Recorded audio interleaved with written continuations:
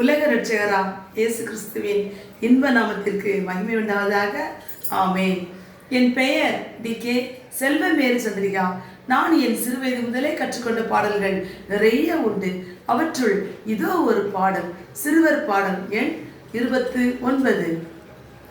இயேசு என் பக்கம் இருந்தால் சேனைக்குள்ளே பாய்ந்து போவே, பெரியதோர் மதிலை தாண்டுவே.